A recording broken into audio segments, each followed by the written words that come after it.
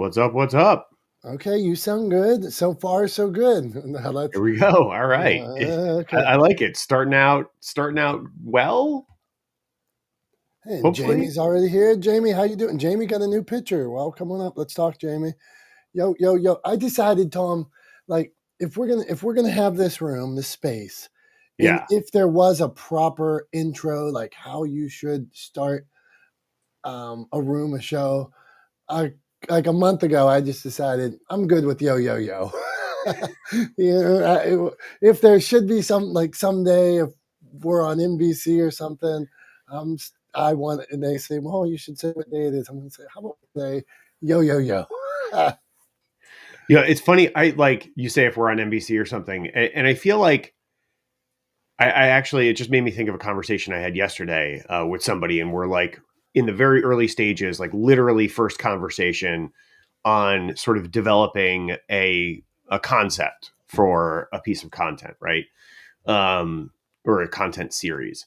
And so like first conversation, very early days, early stage of the game, nothing to talk about in terms of that. But one of the conversations we had yesterday, and this is a conversation I've had to have a lot in the last few years, is talking about, this idea of like, where does your content end up? Like, where does it go? What should be the sort of end goal of like where you want the content to land? And one of the things that we talked about is, my friend was saying, should we like do sort of a taster or a teaser or a sizzle and then like try to shop it to a streamer? And I was like, no, absolutely not. Like I don't think that's the right path forward, or the best path forward. It's a path, but I definitely don't think it's the best path forward anymore, when it comes to getting your content out there, and creating content, uh, because uh, it's not, because you don't have to do that anymore. That was the best path forward when that was the way, right? Like if you wanted to reach a big audience, the way you did that was to get on TV, right? And the way you got on TV was by selling a show to a broadcaster, right? But it's not the way anymore. There are lots of ways. There are many platforms, some public, some and free to access, i.e., YouTube, or various social media platforms, right, that have like longer form content components. But then there's also, there are also small networks. There are, alternate streaming platforms. There's your own, you can build your own platform. You could have it on your own website. Like there's so many ways to do it. There's the proverbial, there's more than one way to skin the cat. Which I used to think was actually, somebody told me it was a reference to skinning catfish. um, but it turns out actually that's somebody put that out to kind of make themselves feel better about it, because actually it does refer literally to cats. So maybe it's not a phrase I want to use, because while I'm not a cat lover, I am an animal lover, and I don't want to skin cats. I feel like that's unnecessarily cruel. So anyway, there are a lot of paths to take, a lot of avenues to take, when it comes to getting your content out. For example, right here we are, on using using a social audio platform as the basis for, as the sort of foundation for Not the Smartest Guys in the Room. But Not the Smartest Guys in the Room is not just a room on Clubhouse, right?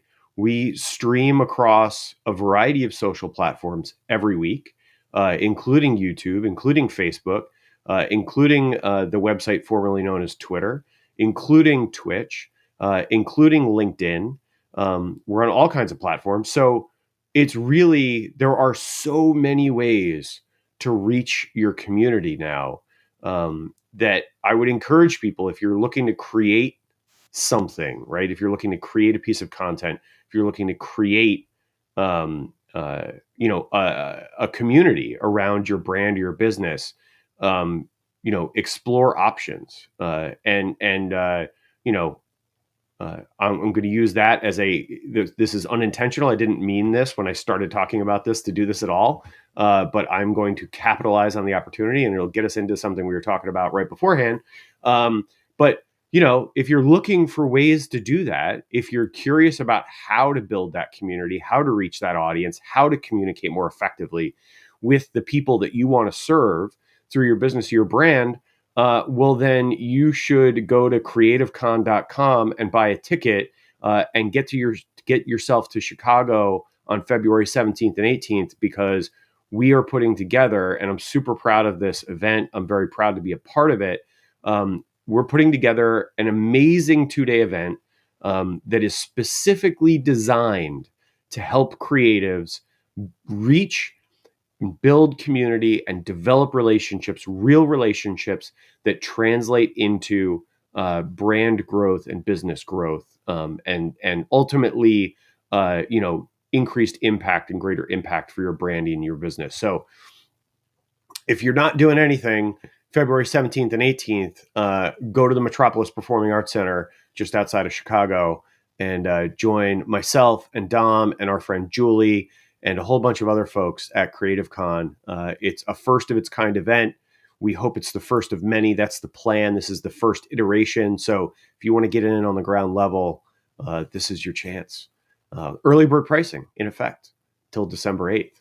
And we've got a free event coming up on December 2nd, a free online masterclass event coming up on December 2nd that you can sign up for too. So just go to creativecon.com. That's CRE8, the number 8, TIVE.com, CRE, the number 8, TIVE.com. Go there now, get your tickets, and come see us. Come spend time with us. Ask us questions. Test us. Have fun. There we go. What else you got going on in the middle of winter, right? That's why we put it. That's why we did it. Hey, that was a good Julie. We're getting Julie to throw that link up. Okay. Jamie, so how are you sharing your message different places? Is there a platform that helps you get your word out there? Is there somewhere when you want to promote? Is there some way when you need publicity that you're like, this is my key, this is how I do it? Or are you, I was thinking when Tom was talking, like Mr. Beast, I wonder if Mr. Beast has more views than the Super Bowl yet. Like, I mean, here's a guy that has used YouTube as his main platform and probably has more views than any traditional. He might have more views on his last video than every show on cable combined. So just a thought. Okay, so Jamie, how are you sharing your message? Come on. Morning, guys.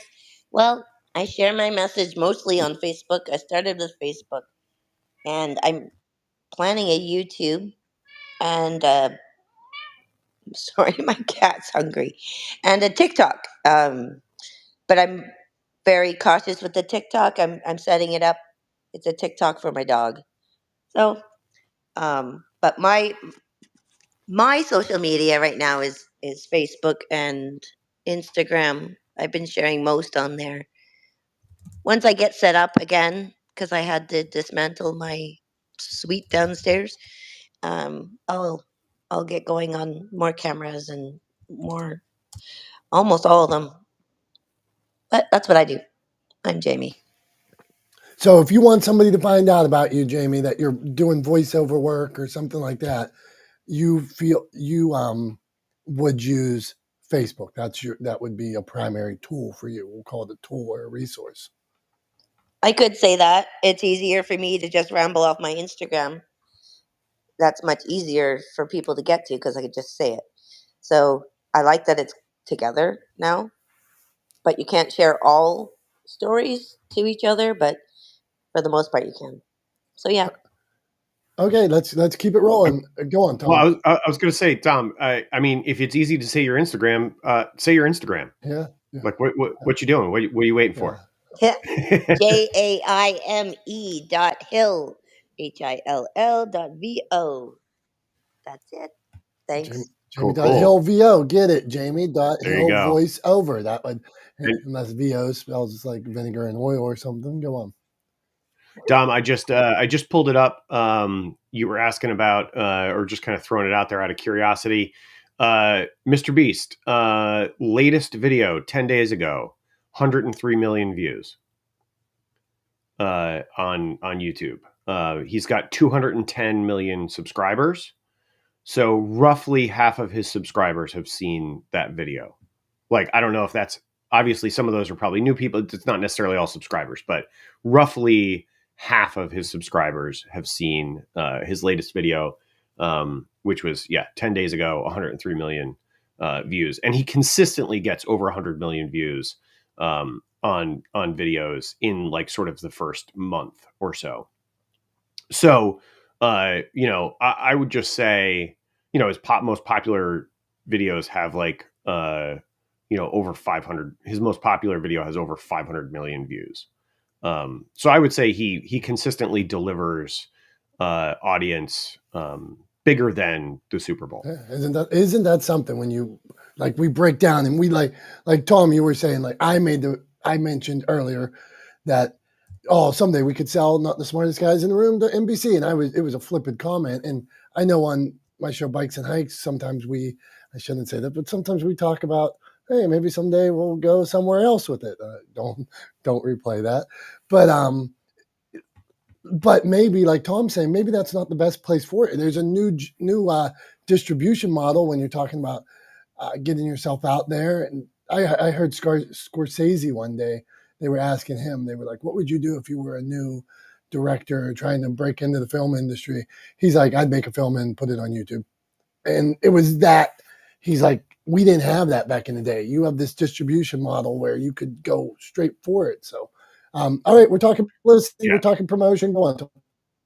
I was just going to say, and then, to back it up, right? Because I want to make sure we're being accurate. So we're talking about Mr. Beast getting, over 100 million views on a video in 10 days. The Super Bowl last year brought in 115.1 million viewers across all platforms. So he routinely delivers Super Bowl numbers, if not better, right? Within a few weeks to a month of putting a video up on his platform, on his YouTube channel. So he's a unicorn obviously in this world, but like I think the proof is in the pudding. If one YouTube channel can outperform the Super Bowl or perform on par with the Super Bowl multiple times a year, like once a month, 12 times it's like 12 Super Bowls a year, right? So like I just feel like it really drives home that point. It's there are lots of pathways to success. And the other thing I wanted to add too is when we were talking about Creative Con and I was kind of doing our pitching Creative Con and talking about it. I was very specific. This is what we were talking about right before we got on. I was specific about the fact that I'm proud to be a part of the event. I'm excited for it. And I'm excited for the impact that it's going to have on the creative community. And that's the context in which I'm sharing it. And there's a distinction to be made there between promoting your work, right, and self-promotion, right? And the distinction, the way I heard it described just the other day, I saw a video yesterday, was the difference between self-promotion and promoting your work. Is self-promotion is where you shine the spotlight on yourself and you talk about how great you are. And promoting your work is where you talk about something you've created or something you're involved in that you're proud of, right? And promoting that. And one is sort of not a great look, right? The self-promoting, not a great look, talking about how great you are. Nobody really loves anybody bragging, but talking about things you're proud of and sharing those things with the world is important, something you should do, and something there's nothing wrong with, right? So I just wanted to hit that because we were talking about how you put your content out there, how do you communicate, right? How are you promoting your work, right, to the world? How are you talking about the things you're involved with that you're proud of, and how are you sharing that with the world so they have the opportunity to benefit from the work that you've done, right? So what do you think, Dom? Is that a clear topic? Yeah, I like that. I like that topic, and so many people struggle with this. I shouldn't put anything out because I shouldn't talk about my new book because I'm self-promoting. I shouldn't talk about this event because I'm self-promoting. I shouldn't. But you're doing good. You believed in it. You put out content that you think can make a difference. I always say that you have to find unique ways to say the same thing over and over and over and not get tired of saying the same thing over and over. And I am not one of these people that thinks there needs to be an ask all the time. Can't you just deliver some valuable content here and there, and then maybe 1 out of 10 times ask, 1 out of 20 times ask, 1 out of 100 times? Maybe just, it doesn't always have to be tip for tat. But okay, publicity promotion. We have Julie Loken, my friend Debbie, Jess, John Jay, Brian, Jackie. Okay, we're gonna keep rolling around. Hey, Mark, what's up, man? Nice to see you here. All right, let's do this. So we're going left to right. Julie Loken, what do you got for us? Publicity promotion, anything that works for you, anything we should be doing. What do you got for us, Julie? Nothing works really. Nothing really works. But I'm just teasing. I want to give a huge shout out to these amazing humans: John J. Wiley, Jessica, Debbie, Brian, Jackie, Mark Ronick is amazing, Cade, Kevin Keppel. I don't know if you guys know him. He's amazing. I had a great conversation with him yesterday. I think he is, on his way to Creative Con in February. But, I think what I find the best way to promote ourselves, if you want to promote yourselves, and self-promotion is so important and is so hard and so uncomfortable. I know the truth is when you make a real difference, you connect other people, you care about other people as much as you care about your message. That's the game changer. And, why don't you write for Newsbreak? I was going to tell John J. Wiley this is his favorite thing. I'm going to let him talk about it because he's an expert and he was sending me his latest article. I just wrote an article for Newsbreak, 30,000 views, something like that. 30,000. I'm not exactly sure what the number, 30,000 views. It can be incredible if you get on the right algorithm, and it's so awesome. I want to let John talk about it because he's the expert.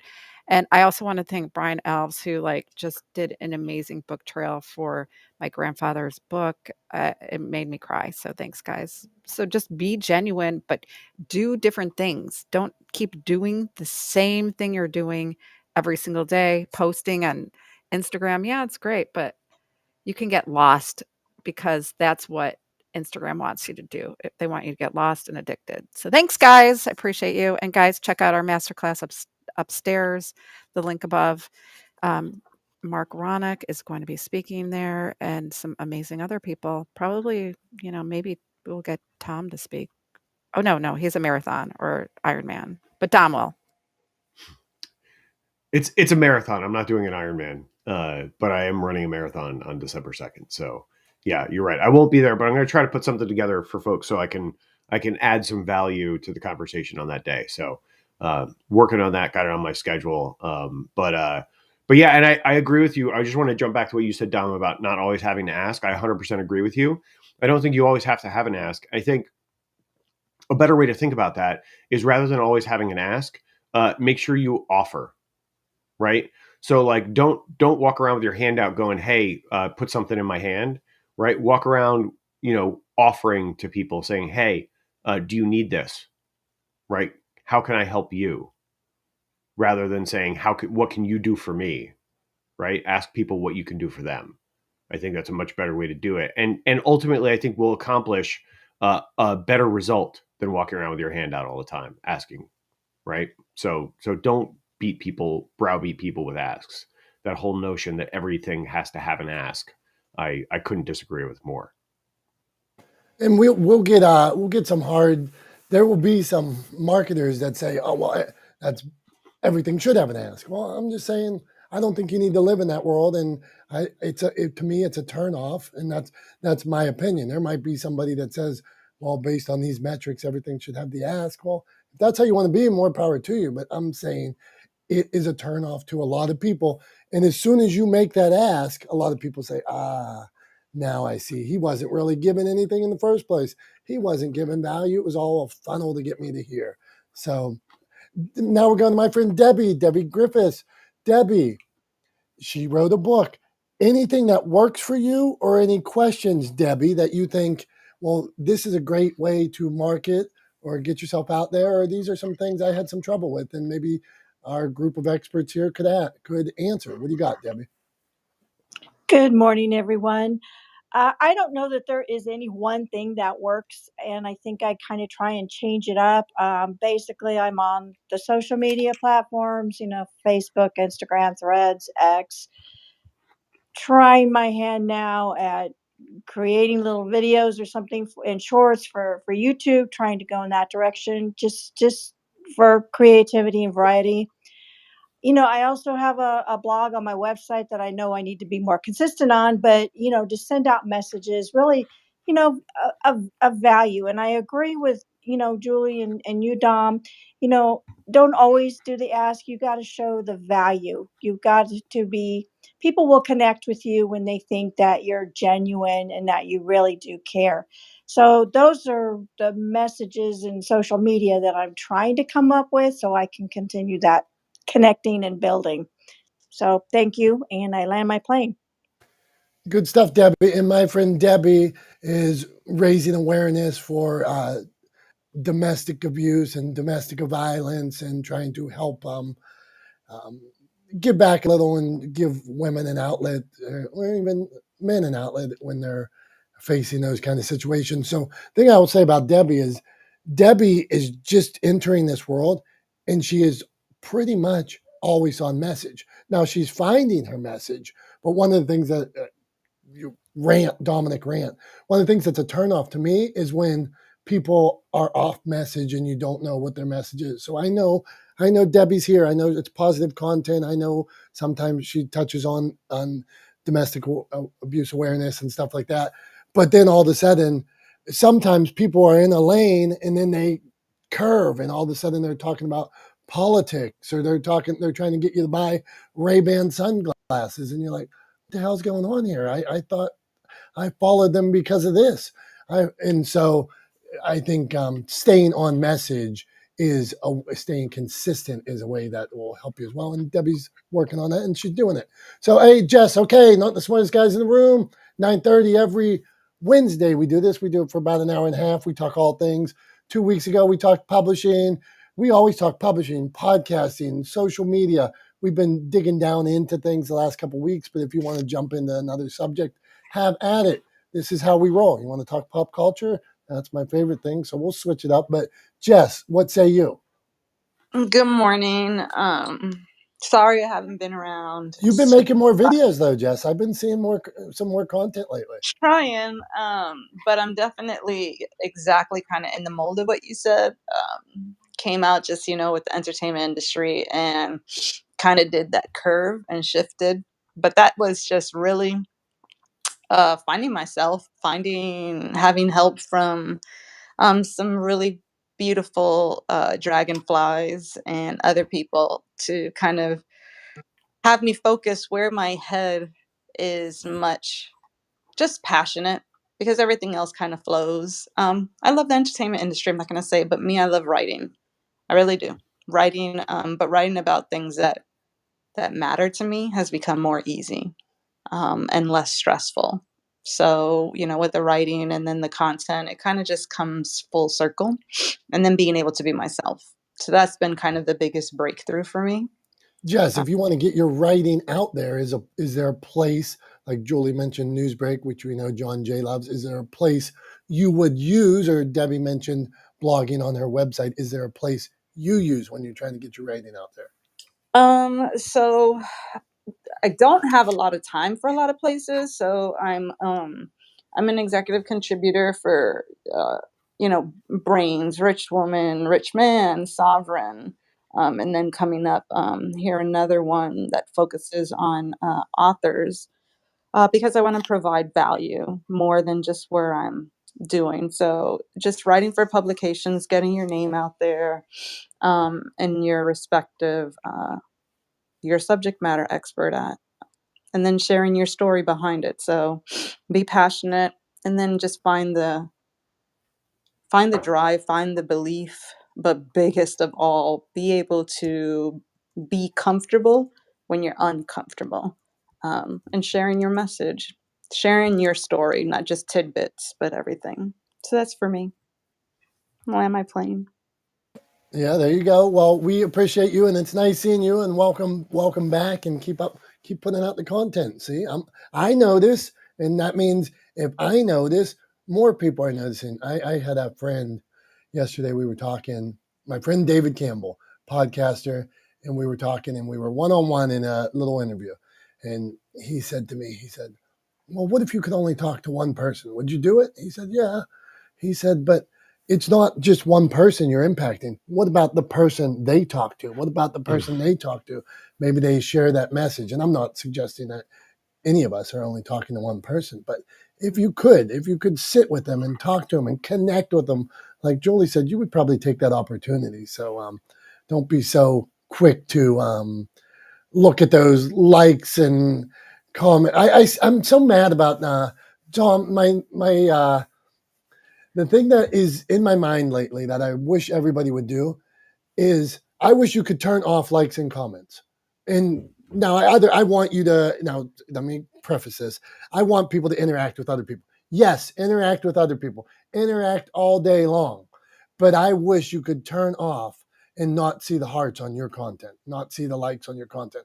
And you could go about your business all day putting out the content that you believed in and not be worried about anything. So new creators and stuff. I was talking to a professional athlete the other day, and like, here, this professional athlete, he's doing something that 1% of the population would dream of doing. And he's in the mental health space and stuff like that. And he's concerned. He has a social message, a mental health message, but he doesn't get the same likes that he gets when he puts out pictures with his shirt off. I'm deducing this. I see it. And so he doesn't think people like the social message. He can't believe that this social message doesn't get the same kind of support so he doesn't know if it's really working. But he really only has done it 1 out of 100 times.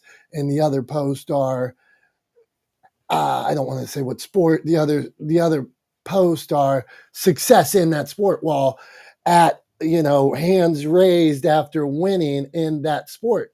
Well, I think if he could go into those other spaces and not put out the content that, hey, did you know that my hands aren't always raised, that I fell, I lost, I did this. What do you think about that, Tom? I mean, I think it's very clear to me that, like, when you talk about these two different kind of, like, the dichotomy between these two different kinds of content, right? Like, he puts out some content that is just sort of like big celebratory, professional athlete content, right? And he puts out other content that's more socially driven, that's impact driven, that's, trying to help and make a difference in the mental health space, right? So, like, they're very, very different. It's a bit of an apples to oranges comparison. Like, you can't even really draw a straight line between them in terms of, like, comparing the likes, because it's sort of like saying, it's sort of like comparing, somebody, some, like, the viewership numbers for the Super Bowl, right, versus, like, the viewership numbers for a documentary, right? Like, even a Ken Burns documentary, right? Like, even a well-known documentarian, right? Like, who has made, has really created a splash in that world, right? And Ken Burns, I think, is probably the biggest, sort of most commonly known documentarian because of his long-standing relationship with PBS and the amazing documentaries that he's made, right? But, like, they're very different things, and they're meant for very, very different things, right? Like, the Super Bowl is for most people that watch the Super Bowl, it's very vanilla, right? It's just sort of a fun thing. It's a fun event, right? Like, you don't have any stakes in it for most people. You go to a party, you hang out with friends. It's about a lot of things, right, that are very kind of generic. And so it appeals to a really broad audience, right? I.e., a picture of, a professional athlete winning at their sport, right, and sharing that image, like, that appeals to a lot of people, right? It's a kind of a very generically relatable thing, i.e., hey, look, that person was successful at something, right? And they were at the pinnacle of their career in, at the height of their field, et cetera, et cetera. I said that backwards. Should have been pinnacle of their field, the height of their career, whatever. Anyway, that's very different to like, hey, I learned this as a result of my life experiences, right? And I want to draw attention to these issues. That's going to appeal to a much smaller audience, right? Than that broad sort of generic vanilla, like, yay, I just won kind of stuff, right? So you can't really compare them. You can't say like, oh, this is better than that. It's like, no, they're different, right? At the end of the day, if you're creating content to make a difference, right? In whatever way, you're working to make a difference. If you're working to create impact in whatever way you're working to create impact, you have to be okay with knowing that it may not be big or even as big as you're used to in other parts of your field to start, right? And it may not ever get that big. So the goal, you can't really compare the goals because they're different, right? The goal in one is to gain, recognition, to gain popular support, et cetera, right? The goal in the other is to make a difference for people.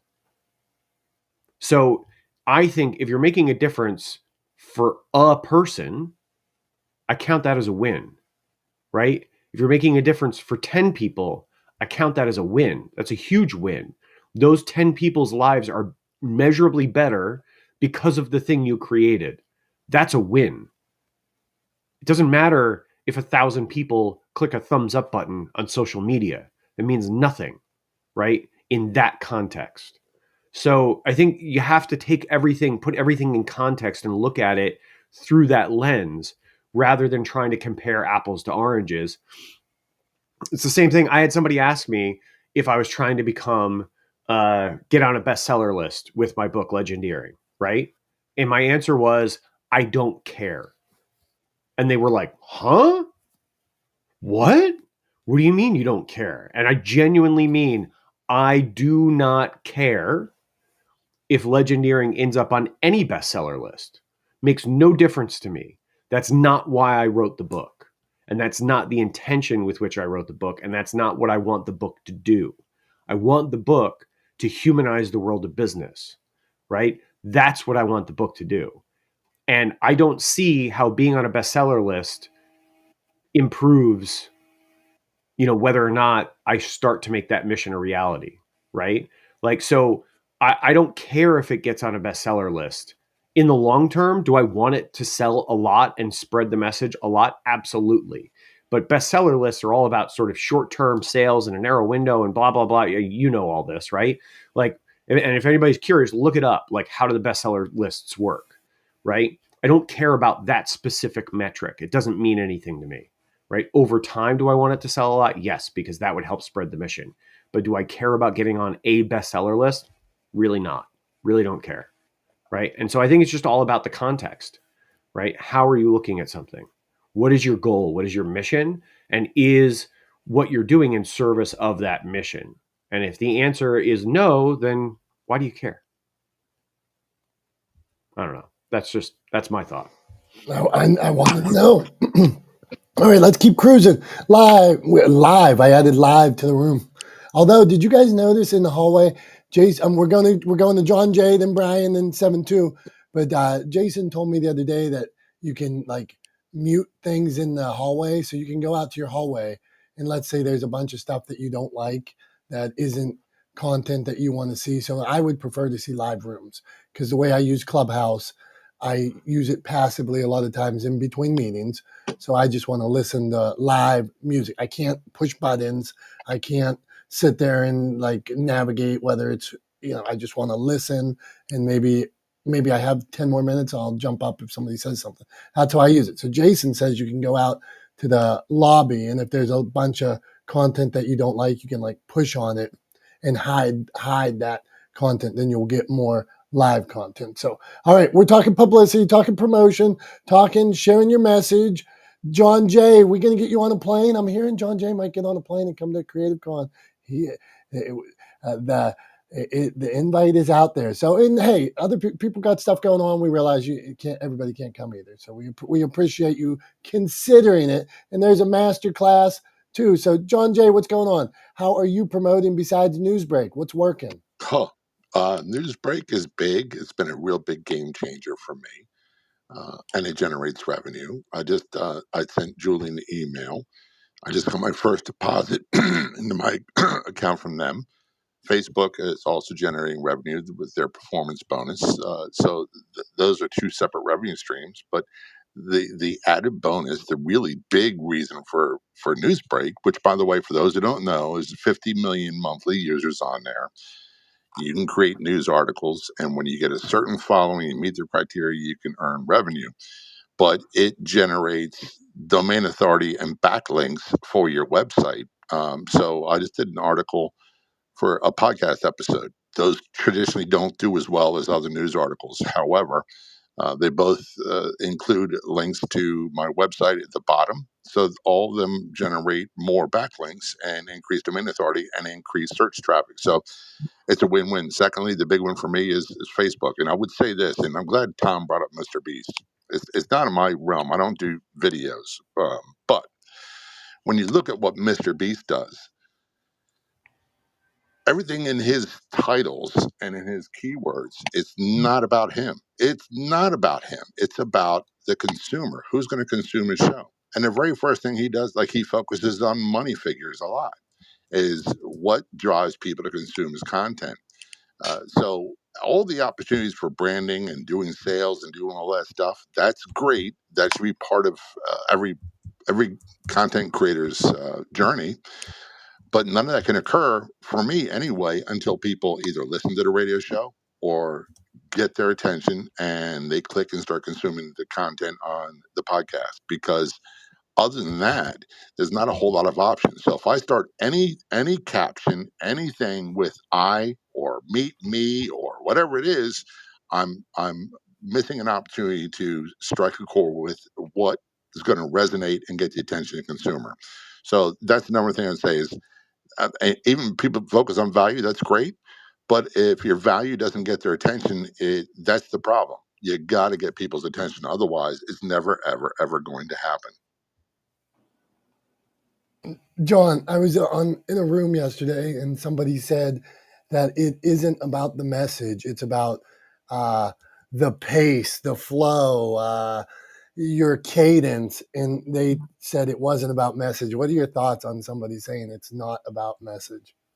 Well, I agree and disagree. So when we talk about for like my world, in Tom's world and other people's world, if you're creating content, let's just say you do a podcast or you do a radio show or you do a video, cadence, presentation, delivery is all part of that, and we're all going to get better. It's very much a learning curve.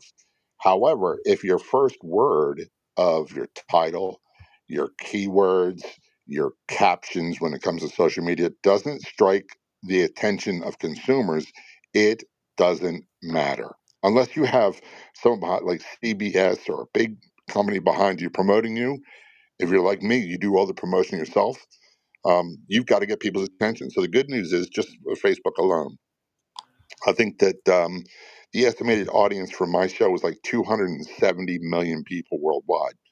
So if that's how many of those can I attract? And of those I attract, how many can I get to engage? If I don't strike a chord of what's in it for them, they will never engage my content. It doesn't matter. Cadence, all that stuff doesn't matter if you don't get their attention. That was my thoughts. Hey, Loken, did you want to say something? I see you flashed. Oh gosh, I didn't even mean to, but I mean, anything John says I listen to. And I was just looking at his Newsbreak article. He's got over 1,000 followers on Newsbreak. It's incredible. So when do they start paying, John? What's the number? 1,000 followers and so many views? I Is it like a think YouTube if thing? you go to, let me pull up their website really quick. I'll get right back to you. All right. Let's go on, Tom. I just wanted to highlight there, Dom. I think, what John's talking about makes a ton of sense. And what he's saying, is make sure you always have in mind what you're offering to the audience. Like, what are you giving them? What is of value to them? Right? It's one of those things. I mean, we've talked about this on this show and offline. Right. We both have experience doing public speaking. We've both been paid to get up on stages, right, and speak to audiences. And what's the number one rule of public speaking, and it translates directly into content production as well, right? Whether it's video or radio, whatever the case may be, writing a book, right? What's the number one rule? It's not about you, it's about them, right? You are not creating the content for you, you're creating it for the audience. So what is the offer? What are you giving them? What's the value for them? That's the only reason they're going to come and stick around, right? It's not because of, some outmoded sense of adoration for you, right? I'm sure, who this hypothetical person we're talking about is perfectly lovely, but that's not why they're sticking around. They're sticking around because they get value from it. It's for them, right? That's why John has a loyal audience. That's why he's developed this following on Newsbreak, is because he always keeps the audience in mind, right? He's always creating for the audience, right? He's making sure that what he's delivering is valuable to them, right? He's always offering. And that's the thing that a lot of people get mixed up. They spend too much time asking and not enough time offering. And I think it's a requirement, because it disappeared on my page, is you got to have 10 articles and 100 followers. So you can do that literally in a weekend. And by the way, I've had some, if I look at the total analytics for 6 million impressions, and that part is here and there. Just because it's an impression doesn't mean it's on Reddit. Where it's important is there's 261,000 views. That means 261,000 people read what I put up there. 2,299 likes. I don't really care about that, but it helps grow your following base. Your followers, I have 1,352 that get alerts when I put up a new content. So that's the thing. And you can even, in addition to create revenue and grow your domain authority with backlinks, which Julie can explain more.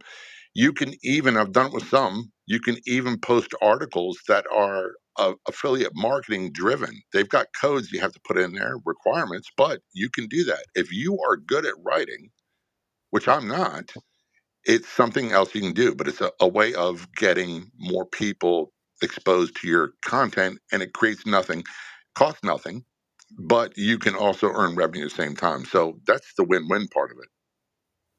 And with Newsbreak, you have to be very news oriented.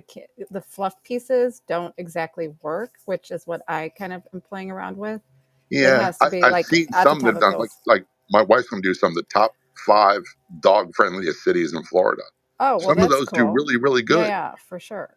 But what I do with news articles, and this is the little trick people can do, especially if it's in your niche. I'll go to a news article. I did one recently where the headline is "Police Officer Shot in Houston Chase." It's 20,000 impressions, 1,150 views. Of those, 1,151 were in app, and it's shared 16 times, and I generated revenue from that. I'm not in Houston, but I found 2 news sources that did. I copied and pasted everything they had. I went to Newsbreak. I knew ChatGPT. I said, rewrite this. Then I copied and pasted that, rewrite it as a news article again, and give attributions to those news sources. The big thing is you've got to have at least 250 words, and you got to have artwork for every episode, for every news article. That's the thing. If you don't have access to copyright free material, you got to find that. Because if you don't have access to it, you can wind up getting a copyright strike, which is a good way of getting deplatformed. And the best thing about it, if you don't write, well, there's 2 really great things that John, maybe I don't think he mentioned, is that first of all, it doesn't cost any money. Like a lot of us, it's for public relations. You have to pay to play. If you're writing for those big magazines, often you have to pay, and they allow you to promote your clients, yourself. And then the next best thing is it has AI. You can write inside the app. The app will write the article for you. So it's almost like a no-brainer, which I'm so glad John lets me talk about now. So thank you. So I'm Brian, I'm smelling like a masterclass coming up here. yeah, anytime go on, soon. Brian. So Brian's looking for a masterclass from you, Julie. We're going to continue this, Brian. Hold on. Julie, you got a finishing thought on that, and we're going to go to Brian. I'm just saying, write for Newsbreak. That's it. Go. Okay, now I got one more question on that. John, Julie, would you, Julie, who says you can use their AI, I get it. John leans towards ChatGPT's AI. Do you think you're getting dinged if you're using the in-app? No. Okay, gotcha. Okay. I think so, John. I agree. No. And I just use ChatGPT as a way of writing it more grammatically correct because I'm not a great writer. Yeah. And time is an issue. So if you don't have time to spend 8 hours writing a piece, you can do it in 15 minutes that way, and you don't have to be there. Just make sure you give attributions to your sources. Dom, you're writing for Newsbreak now too. Yeah, right? I just started. I'm learning about it. Then John just hit me in the gut when he was like, "I lost my way, John." I was promoting my authors for them. My value add was to my authors, but it wasn't to the viewers of Newsbreak. I was wrong. John pointed out clear as day how I was positioning the articles wrong. So I'm sitting here thinking, as fast as can be, I'm going to get to my roots and get to an article that is more about giving. So thank you, John. He's right, man. All right, not the smartest guys in the room. We must continue, or I'm going to freak out. Oh my God, you don't want Dom to freak out. It's really scary, right, Tom? Yeah. That's right. No, I have a song in my head. I've seen it happen. Yeah. I've seen it happen. I just want to throw one cautionary note out about using AI to write for you is just make sure you edit it for the love of God. Yes. Like, don't just have AI write something and then post it. Yes. Edit it. Yes. Read it. Yes. Edit it. Read it. Come on. I see these posts and I'm like, I can't believe this sentence it doesn't even end. There's no, there's subject, nothing. It stops. How did you not see that? Or repeated the same line 2 lines later, but written. They do this a lot. So they'll rewrite the same line in the next paragraph. It's the same paragraph. It's just rewritten. So watch. I mean, come on. All right, Brian Alves. Number one, I have a question for you. The other day we were talking. What were we talking about? I said it takes 20 years or 10 years to become an expert. So and I'm just saying that people need to put in the work. And you made the comment that maybe they're not doing things right. So is there like a line where you know that, man, you should have been there by now? Or is it, hey, I'm wanting to become I would like to play Amazing Grace on the piano sometime. And I used to take piano lessons like once a week, every 2 weeks. I know nothing. I forgot even where middle C is. So I'm going to stink for 20 years, Brian, maybe 30 years. Is there a point? You get what I'm saying? Yeah, kind of. I don't know if there's a question in there, but sometimes people don't really know that they're already there, right? If you're into it like 20 years, 10 years, 5 years, 6 years, whatever, you could already be there. But I don't know what the question is on that, but I'm not an expert, and I've been podcasting for like 80 years, and I'm still not I'm 80 years, 18 years, and I'm still not an expert in it. I mean, I have lots of experience. I've been through the ups and downs of it and through the ins and outs, but I'm still not an expert. I'm still learning. Brian, I think you meant 80 years, actually. Yeah, 80. Yeah, I'm not even 80 years. But anyway, so yeah, we were talking about promotions and all that good stuff and Mr. Beast. And I had the pleasure of doing a book trailer video for Julie. And we did something brand new. My team did something amazing. Yeah, we did. I'm so grateful. Yes, you're very welcome. We did something brand new in that video where we took a still photo of her grandfather and actually made his head move and his eyes look into the camera as the AI announcer was introducing him. And apparently, Julie, thank you for letting us know that it evoked emotion. It made you cry. And that's what we're in for. And that's what, your promotional, anything that you do in content, it should do something. And for Julie, it evoked emotions and made her cry. The video might do something for someone else. The goal is to basically get people to buy the book. Video has to do something for the viewer. It can generate a click, additional interest, a branded memory.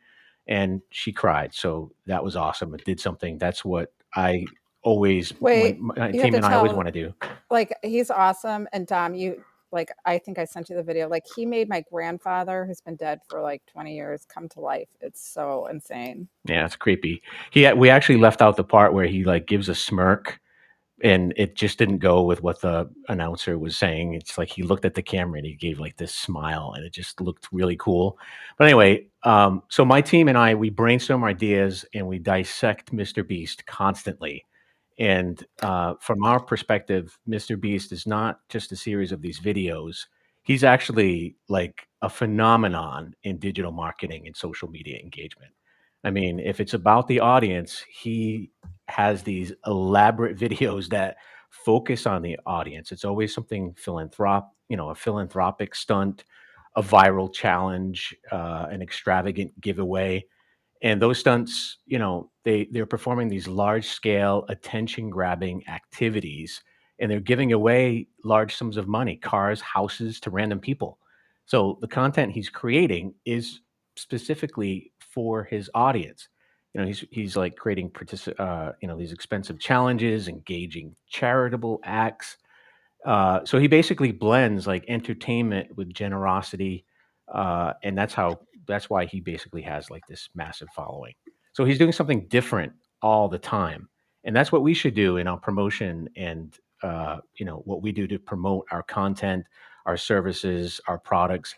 Try to find something that you could do different. I know we have a big thing on the wall in my office. Think different. I know it's kind of cliche, but think different. When your competition zags, you zig. When they zig, you zag.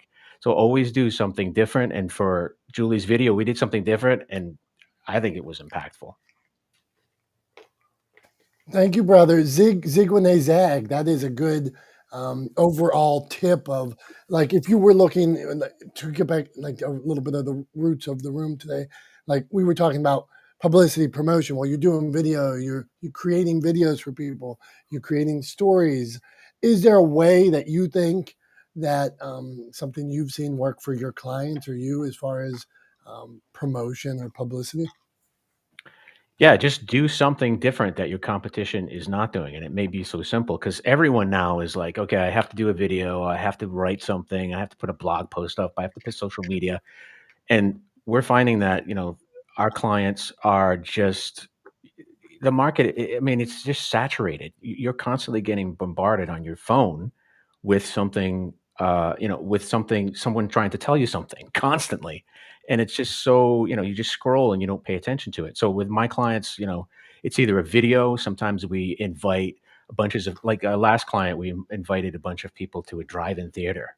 A bunch of potential people, customers to a drive-in theater. We did something really, really weird and just projected this short film up on the screen, and that was totally different. I mean, we captured their attention, we had impact. So I guess, just do something different. Always zig when they zag, zag when they zig. That's all I can offer. We accept, man. We receive it. So good advice from our friend. All right, not the smartest guys in the room. Tom, what do we have up next? We got Beth, Prof T, Paul, Elise. Go on. What do you want to weigh in on anything there? No, I'm good. I like that. The zig when they zag is sort of like I feel like it's akin to my thing that I say all the time, which is that I always try to come at problems sideways. Right. Try to approach things sideways or from the side rather than head on. Right. Yeah, similar idea. So I like it. And if that is not a book title, Brian, you should have. It's got to be a book title, but if it's not, you should take it for whatever someday when you decide to write. All right, Beth, move on. We're talking about promotion, publicity. What works? What do you like? What do you got for us? Yeah, and Brian, I agree with the zig when they zag because one, I live in Florida, and that was the first thing people taught me was to zig and zag when an alligator was coming after me. But luckily that has not happened. But yeah, no, I mean, I do video for properties. Like I just do generic. I'm not as good as y'all that have film teams and stuff. I just do generic videos on my phone. They get a lot of hits to promote out properties. I've even went to the extent of a property that I was like, this patio, the interior of the property was not that great. It needed updated, but the patio and pool area was absolutely amazing. I said, here's what we're going to do. We're going to have a party, like just a little grill, cookout, whatever you want to call it.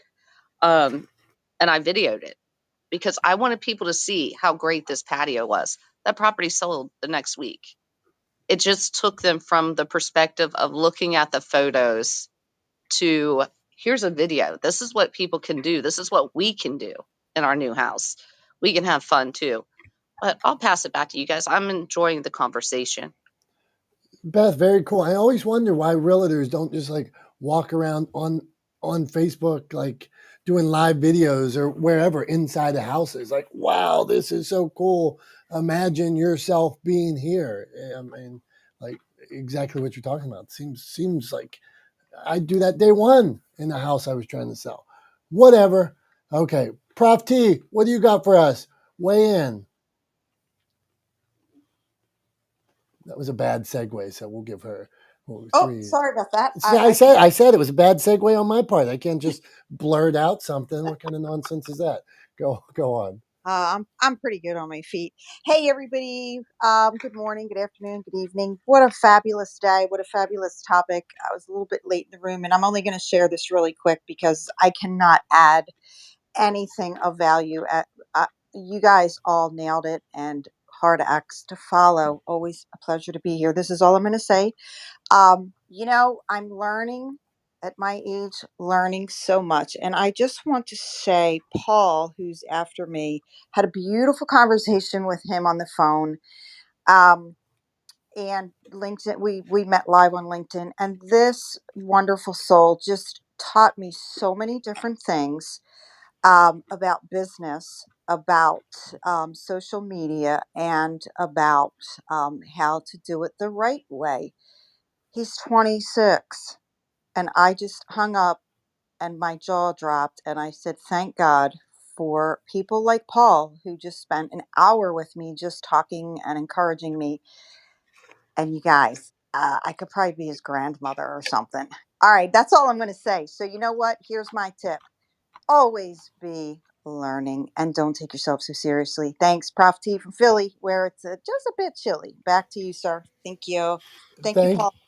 Thank you, Prof T, and always be learning. Wasn't we just have to go right to Paul because Prof T said she took her time to give props to Paul. So Paul, man, we met on LinkedIn Live the other day, which is it's a unique platform. I'm a believer in social audio, and I think they're stepping up their game over there. It's not as good as this. They got some bugs, and it's a tad antiquated, but I think Microsoft still owns them, so they'll probably figure it out if they see that.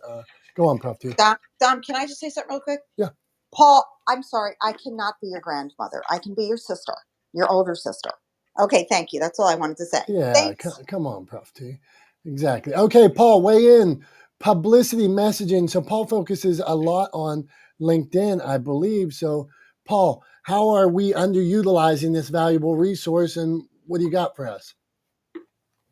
Oh, Dominic, first I just want to say thank you so much to you and Tom, and it's great to see you again. I'm mainly on LinkedIn, so I don't really come on Clubhouse much.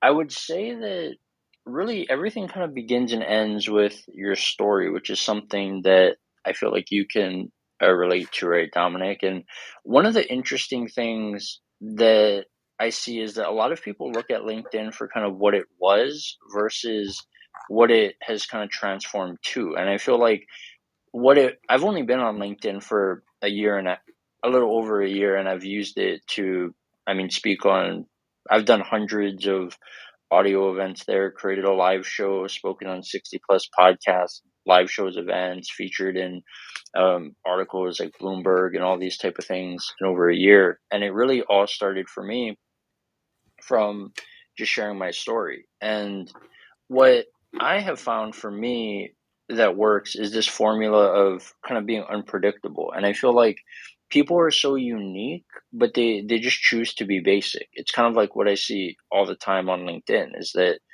people have these incredible stories, but they choose to just talk about a really surface and generic things. And my whole thing with how I connect with people on LinkedIn is tell me something that I can't find on your profile, right? That I actually have to take the time to have a conversation. And for me, it's been really easy to stand out just because I've been in the adult world since I was 16 years old. I spent most of my professional career in an industry where people were 2 or 3 times my age, and I feel like your story is your greatest differentiator. And one of the things that I found that worked for me is this idea of unpredictability creates curiosity, and curiosity equals opportunity. And yeah, that's what I would add. Okay, well, okay. So, how can we be different on what can we do on a platform that? Give me an example. Are you saying make live video? Are you saying because let's say I don't know, maybe 2% is doing LinkedIn audio right now. I wonder what the percentage is. I bet it's not even that high. But is that what you're saying? Go on. So I would say there's really three unique things that I feel makes LinkedIn stand apart from every other platform. And I've used just about every platform besides Twitter. And it's this idea of commenting. Before I started creating content on LinkedIn, I had built a following of a few hundred people just by commenting and adding value to other people.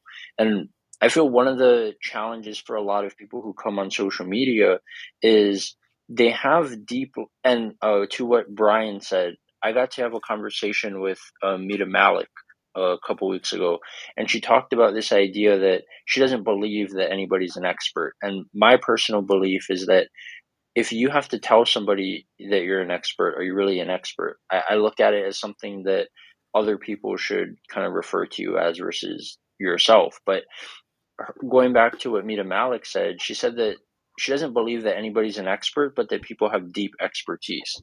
And I feel like an experience. And I feel like that's a good way to put it. Personalization and human connection, honestly, is why I got hooked to LinkedIn. And I feel like one of the things that a lot of people do there is that they're just very generic. Like instead of sending a connection request, send a personalized connection request. Actually take the time to like look at people's profiles, make a connection with that person and be like, hey, I noticed that you do this or you experience this and I did too. Would love to have a conversation about it. And it's really this idea of kind of leading with value. I feel on LinkedIn, a lot of the connection requests and messages that I get are just people basically kind of regurgitating their profile to me. And that's why I said, like, tell people something about you that they can't get from your profile. Some of the other things to really stand out on LinkedIn, I would say audio events, which is kind of like their version of Clubhouse. It personally, I like the audio events better than Clubhouse. I feel like a lot of places that I've been on Clubhouse are very chaotic, and I like the fact that the LinkedIn audio rooms are more professional, structured.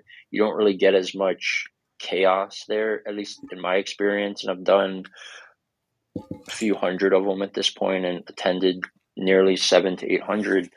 And the thing that I liked about the audio events is I feel like it served the same purpose that Clubhouse did in terms of, building community, getting to network, people sharing about kind of the person behind the profile. And the third thing that I would say that you can do to really stand out on LinkedIn is I feel like there's different ways to kind of share your story. Like I urge people to kind of be vulnerable. One of my good friends says that vulnerability is the permission slip, and I'm sure everyone has experienced this. Like when you go in a room and somebody shares something, it has this kind of domino effect where it's like people will do it. Other people will like feel comfortable or inspired to do it as well. So that's what I would share. Thanks, brother. I love the vulnerability aspect of it too. I believe wholeheartedly in being real. One, we're going to go back. We're going to get some more tips from everybody. We're going to come around the room rapid fire. But Tom, you got to weigh in on Paul's thoughts and the vulnerability. I know that's a place that authenticity is where you you and your flat billed hat live. Absolutely. I mean, 100%. Look, you have to be who you are, right? And people get caught in this sort of trap, and this applies, I think, across social media. It applies in generally how a lot of people simply put themselves out into the world or out in public. And what they do is they sort of put up a veneer, right? They gloss over, they paint over all the sort of rough spots, right? They hide the imperfections because they think that what people want to see or what will benefit them the most is if they put forward an appearance of perfection. And the truth is that everyone looks at that and instantly recognizes that that person is not being honest with them, right? They instantly recognize that it's too perfect, right? It's too good to be true. And so they don't pay attention. They don't listen. They don't follow. They don't join the community. They don't subscribe, right? They don't become a part of your world or get into your orbit because they know you're full of shit, right? Sorry, but call it like I see it, right? They can tell, right? The BS meter pegs into the red, and they go, you know what? I don't buy it. I'm not buying it. No one's life is like that. I'm out, right? So what you do when you're vulnerable, what you do when you're authentic, right? Which is, I think, is a way to be vulnerable, right? Especially in a public space, is just genuinely wearing your heart on the sleeve, being your most authentic self, right? In the person that you portray out into the world. What you're doing really is you're creating places and points where your audience, the people consuming your content, the people that see you and interact with you on social media, right, or on the internet, can, or even in real life, right? You're creating places where they can identify with you. So we all have individual lived experience, right? My life is only mine. I am the only person that will ever have the exact collection of experiences that I have, right? And that's true of everybody in here. We are all a product of our experiences, and all of us are absolutely unique, right? But we have commonalities, right? There are commonalities to the human condition.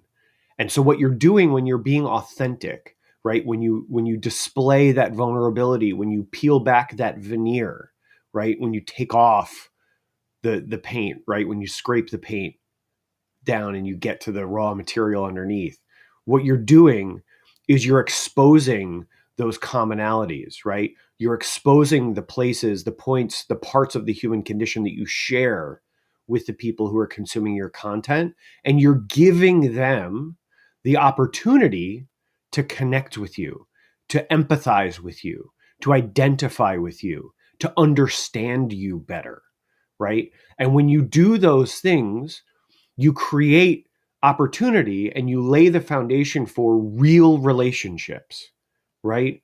Actual real relationships with people that you've never met before.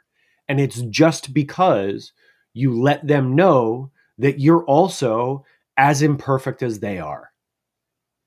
And it's just that simple, right?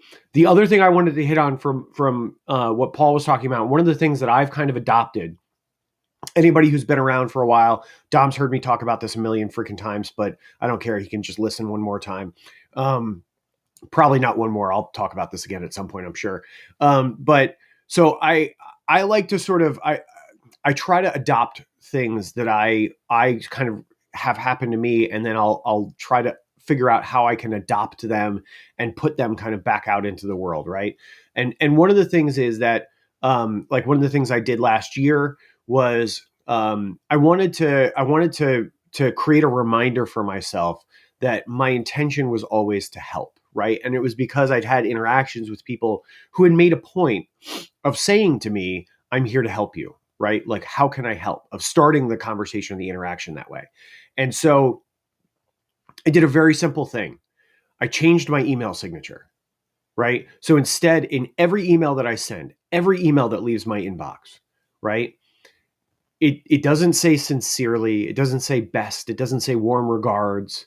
It doesn't say whatever, like any sort of normal platitude that most emails end with, sort of a benign, like, until next time kind of thing, right?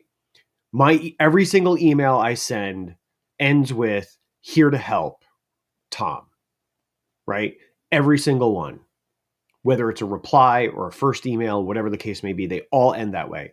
And it's for two reasons. One, because I want my audience, or the people I'm talking to, the people I communicate and interact with, I want them to know that I intend to help them, that is my intention in our interaction. My goal is to help them, right? And I want to remind myself every day with every email that I send that my intention should always be to help, to be the helper, right? And along those lines, one of the things that I've done recently is I realized when I started talking about my book, Legendeering, right? When I put it out on social media, and again, I was like, I had some trepidations about doing this because I didn't want it to come across like I was bragging, right? And so I was like, I hadn't made that distinction of like, I'm not talking about me, right? I'm not patting myself on the back. I'm talking about something I've done that I'm incredibly proud of, right? And that I believe has the potential to help the world, right? And so I put it out on social media. I created a video about my book going up for being available for pre-order, right? Everywhere books are sold, which was important to me, that it's everywhere books are sold. So you Google Legendeering book, right? Even just Legendeering, I think at this point. But if you just Google it, it'll give you a list of all the places you can buy it. You can just click one of those, buy it. I recommend bookshop.org. But anyway, I talked about that, and the response I got was so overwhelmingly positive. I was completely blown away. I mean, just everybody coming out of the woodwork, people I hadn't talked to in years. I was getting voice messages from people. I was getting texts from people that I literally hadn't talked to in years. And they were like, heard about your book, just pre-ordered your book, saw this about your book, really excited, so happy for you, so proud of you, right? Like just all this, just amazingly warm, great response, positive response. And I took all that in and I said, you know what? I want to do that for somebody else because that feels freaking amazing. It feels incredible to get that kind of response when you put something out that you're proud of and to get this overwhelming positive response back from people. And so that's something that I've been trying to do every time I'm on social media, whether it's Instagram or LinkedIn. I honestly, those are the two places I spend more time than anything else. I try to interact with people's posts. And if somebody is celebrating something, if somebody is proud of something they've accomplished, if somebody is putting out into the world something that they've created, I do my best to interact with that post and to say, hey, you know what? Congratulations. Happy for you. Proud of you. Can't wait to see it. Right? Because I know how good that felt, right? And how motivating it was for me to keep going when I shared that first post about Legendeering going up for pre-order, that I was like, I want to do that for other people. I want to give that to other people. I want to be the person that surprises someone with that kind of response. And so I've been trying to do that. And I think it's very much in line with what Paul was talking about. When you see stuff on LinkedIn, when you see somebody, you know, who's like posted that they just started a new job, right? Or, you know, they've just published their first article, or whatever the case may be, right? Just reach out and say, hey, thumbs up, good job, congratulations, happy for you, excited to see this, right? Be that person that gives that gift of support and encouragement to other people, right? Because I guarantee it feels good for you, or it feels good for them, but it feels good for you too. You benefit from it. So make sure you do it. Go out of your way to do it. That was an incredibly long-winded answer, but no, you did good though, Tom. Tom, sometimes we need to hear that. And I have nothing to say on top of that because it was too good, except it's free. Like if your friends, how could you lift a friend? How could you lift a business owner? You could like, share, comment. You didn't have to buy product. You could buy product later on, but you could support them just by doing that. I mean, well, what a light lift that makes such a big difference Tom was talking about. So well said. Go on. Dominic, Yeah, Paul, then we're before going to go to Julie. Go on, Paul. I want to respond really quick to what Tom said, because I'll give you guys kind of some personal goods for me. That's how I end every connection request that I send. Is I ask people, how can I support you? And when Tom said that, the here to help thing, that like really spoke to me. The other thing that I wanted to add too is that personalized video and like what is it? The voice notes, that's like so powerful, because a lot of people that I meet sometimes, like it's kind of a weird thing for me. Like I'll play with it, but they're like, "Oh wow, nobody's ever sent me like a personalized video." I've spent the past couple of years training and getting to meet like some of the most successful people in the world, and a lot of them I've paid them zero money, and it's just from maybe watching like a podcast or something that they did, sending a personalized video, and just said like how meaningful that was for me, and like had some type of relation to it, and I've been able to build relationships with these people, because it's easy to think about it, right? You see people that have hundreds of thousands, millions of followers. How many people do you think are actually like doing that type of stuff like for them, right? And like sharing them or making a video to be like, wow, this is like so impactful, and making it, building that personal connection. And I feel like that's what makes LinkedIn stand out, is it's all about the human connection. And really the platform has shifted to storytelling, whereas people, it's like, oh, this job search and for employers and all these type of things, people are building a brand, they're sharing their story and adding value through their experience. So yeah, love what Tom said. Right on, man. Thank you very much, Paul. Not the smartest guys in the room. We're going to, Julie Rock, what we're talking about is trying to get your message out to the world. What are the best ways to do it, whether that be video, LinkedIn, and a tip, something that works for you. Then we're going to go back through everybody and finish at Tom. So a tip from Julie Rock, how you could get your message out to the world. That was a weird roll of my R's there. Go on, Julie.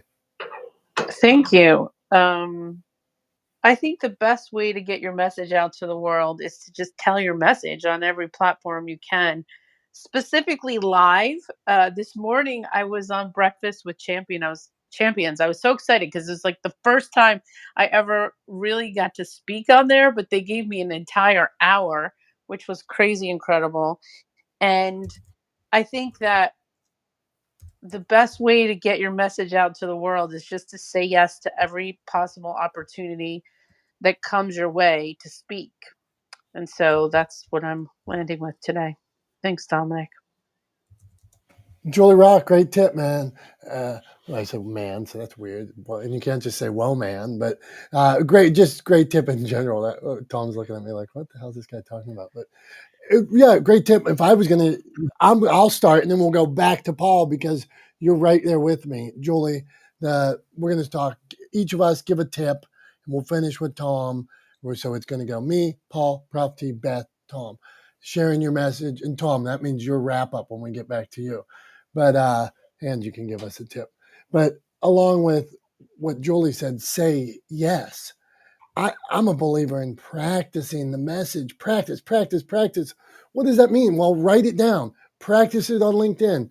Practice it in Facebook. Practice it on Clubhouse. Practice it for 30 seconds. Practice it for a minute. Try it out in a group like this. Well, that guy cut me off. Okay, because you were too long-winded, because you were off message. How do I make my message apply to what they're talking about? Practice it on video. Practice it for 2 minutes, 3 minutes, at a networking event, at the YWCA. Wherever you can, practice. So to roll it into Julie's tip, say yes. I'm stealing that, Julie, but not completely. I'll go practice. Now, Paul, it's on you, and then Prof T and Beth. A tip. You gave us a little LinkedIn tip. Maybe you want to go somewhere else. Have at it, my friend. I would honestly just say, when I started speaking to share my message, I got burnt out of like earning my way to the stage for podcasts and all these type of things. And the the LinkedIn audio events, and you can create your own stage. Stop trying to earn your seat at the table and just create your own. Yeah. And if you cut out on us, but I like this idea. Tom, is he still talking or he stopped? No, he finished. I think you cut out for a hot second. Okay, there. but earn your own stage. So true, like authors and stuff wanting to get to the stage. Their goal is the stage. How about turn the camera around for a week and do a video? Every week you don't have a speaking slot, do your own speaking slot from your phone. Hold your phone in front of us and do it. Get on a LinkedIn Live. Get on Clubhouse. Go on. Good stuff. Hey, before we get to Prof T, I'm looking at something here. I haven't done it yet. This is for the YouTubers or anybody streaming. This is show and tell. I'll keep it simple. Paul, since you may not have been in this room before, we also stream it live. Every week we do a show and tell. I'll show things that make me smile and stuff like that. So today, it's just simple. There's no long story to this one. Just Darryl Strawberry's starting lineup figure. Darryl Strawberry in the 80s, man, how he was the coolest human being alive. And he had his ups and downs like all of us. And then he won the World Series with the Yankees later on, man. So this is Darryl Strawberry starting lineup. I have a whole collection of them. I sold too many back in the day, but I still have a whole collection. So that is what you get today from Show and Tell. Moving on. Prof T, give us a tip for sharing your message. What do you got? My segues are, oh, there you go. You're on, Prof T. It's me. I was going to take the blame. See, I accept the blame. I'm not too proud. Go on. No, it's totally me with the little microphone button. So, I this is what I want to say. I am speaking shortly today we are honoring veterans at an event that I'm going to as part of the Delaware County Press Club that I'm a member of. It's for anyone in communications, journalistic, things like that, writers, IT. And you know what? I reached out to the president of the organization and I said, hey, tomorrow, do you need anybody to honor the veterans? My husband's a veteran. My two brothers were Marines. And I'm often called upon to speak quickly at an event. Just thought about it. And if not, no problem. I'll see you, at such and such time, which I'm heading out there now. She got back to me immediately and said, you know what? I hadn't even thought about it. I would be delighted for you to open the ceremony and honor our veterans and say a few words and thank them. Easy peasy. So I love what you guys said. Yeah, just, don't be afraid to ask. I think 72 said it yesterday. You know what? If the answer is no, at least you took the time and they'll remember you the next time, or they might just go ahead and surprise you and say, yes, indeed. Thanks. Have a great day, everyone.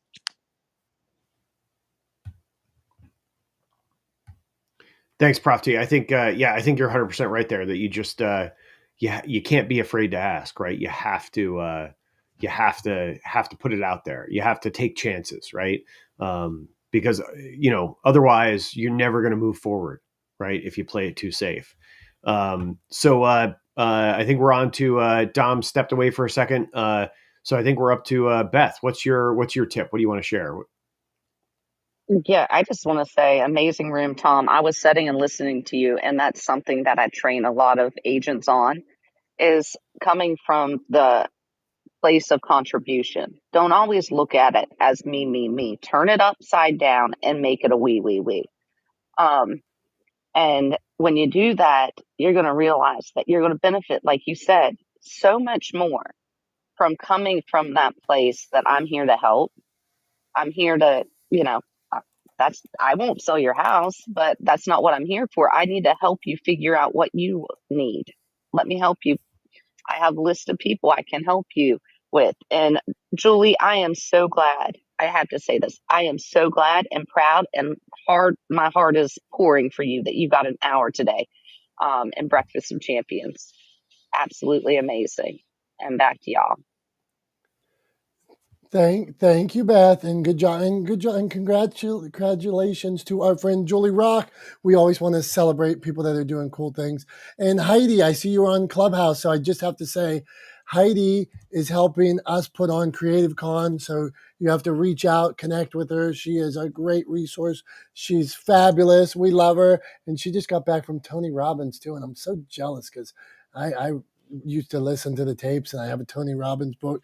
And I'll give you the last story, Tom, and then you can go on. But so Tony Robbins has this story he tells about taking the island.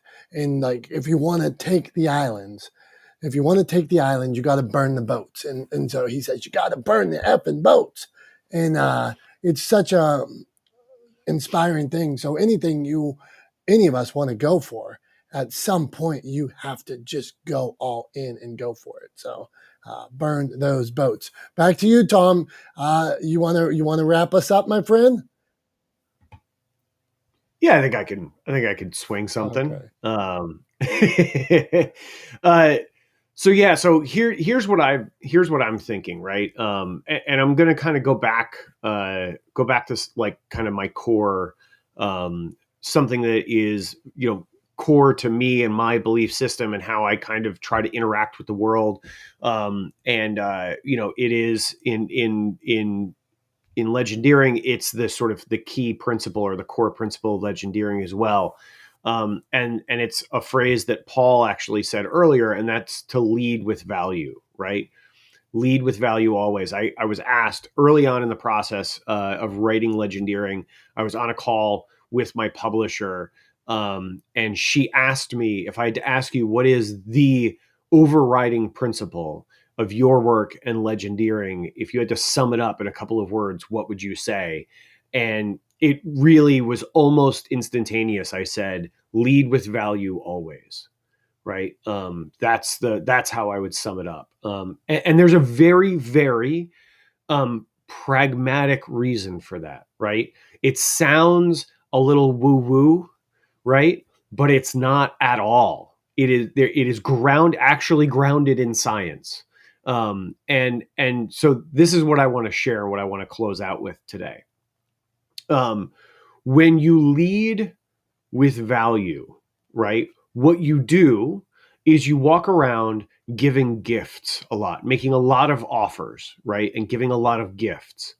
And those gifts, those offers, people often get confused with sort of giving away your work for free, right? And that's not at all what it is, right? That gift, that offer can be as simple as what I was talking about earlier with my with the end of every email I send, with the fact that it says here to help, right? So it can be that simple, right? That is a gift of value, right? I am offering help to somebody. That is a gift of value. And the reason why I believe it's incredibly important to lead with value always is because it's how we build relationships as human beings, right? It's how people, not like Americans, New Yorkers, whatever, like people. This is a human condition kind of thing, right? It's how people build relationships. All of the best relationships in our lives, all of them are built on an exchange of value. And when I say best relationships, I mean the ones that work the best, right? They're all built on an exchange of value. Every single one of them. My relationship with my wife, and I have said this to her. We've talked about this. She would not be angry at me whatsoever for me saying this publicly. Our relationship is built on an exchange of value. We give to each other constantly, and we do not attach strings to those gifts. We do not keep score, right? And it's important that you don't attach strings, that you don't keep score, because it only works is if you give freely without the expectation of something in return, right? And the reason why all of this works, and I said it was grounded in science, and I wasn't kidding, right? The reason all of this works is because something that social scientists call, psychologists, right, and anthropologists call the rule of reciprocation. Right. And you've probably all heard of it talked about in sales, in a sales context, as reciprocity. But the rule of reciprocation essentially states that you cannot give or receive without giving in return, right? That you cannot take or receive without giving in return, okay? You cannot take or receive without giving in return. So I'm going to give a couple of very quick examples to really drive this point home, and then I promise I will stop talking. So here we go. You've all seen this in action, right? You've all seen this in your lives. If you have kids, then you've done it. If you've been around little kids and their parents, then you've seen it, right? Here's how it is. We're taught to follow this rule from before we can even talk. So if you have kids or you've been around a kid who's under 18 months old, kind of pre-verbal, maybe they have a couple of words, but they can't really form sentences yet, right? And you've watched, either you've given something to a young child that age, or you've watched a parent or another adult give something to a young child of that age. You've seen this phenomenon happen. What happens is the person goes to hand something to that child, right?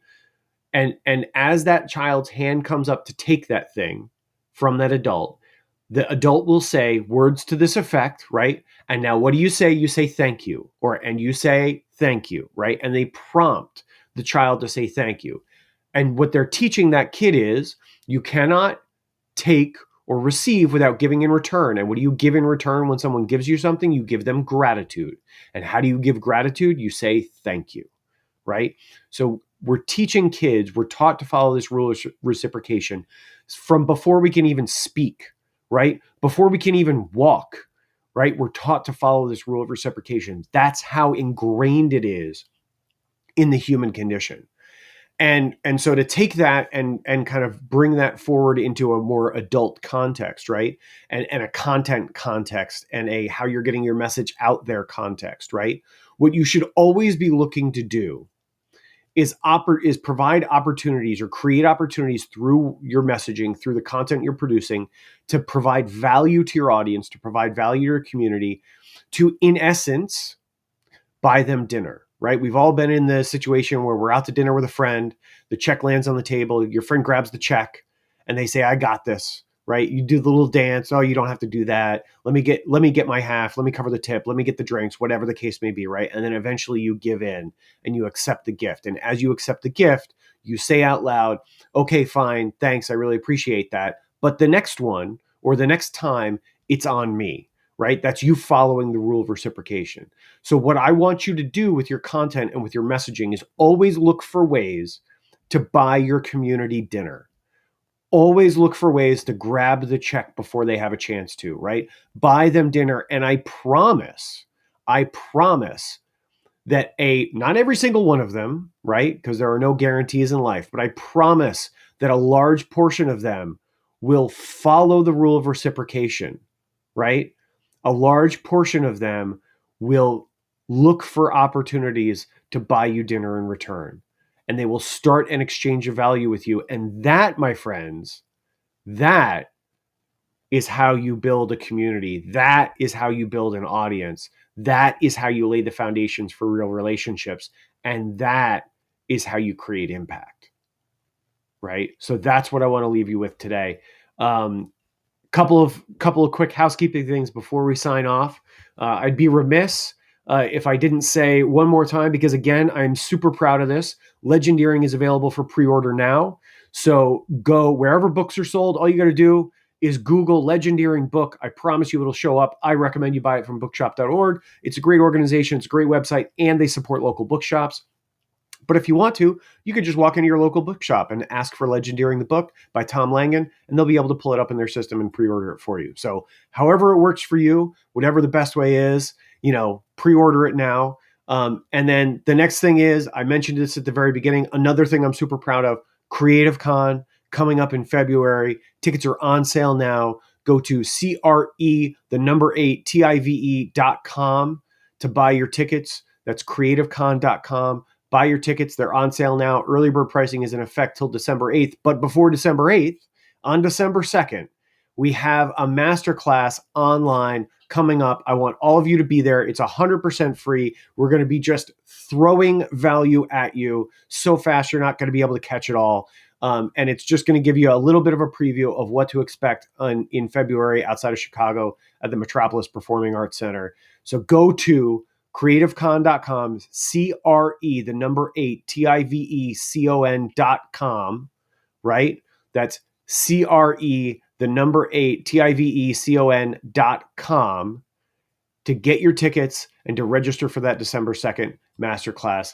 That's all I got for today. Thank you all so much for being here. I love you guys. I know Dom loves you guys. We appreciate you to no end. And we can't wait to see you on December 2nd and then to see you in person on February 17th and 18th. And spoiler alert, we might do a live Not the Smartest Guys in the Room at Creative Con. So if you're there in person, you get to participate in person. How freaking cool is that? Anyway, that's all I got for this week.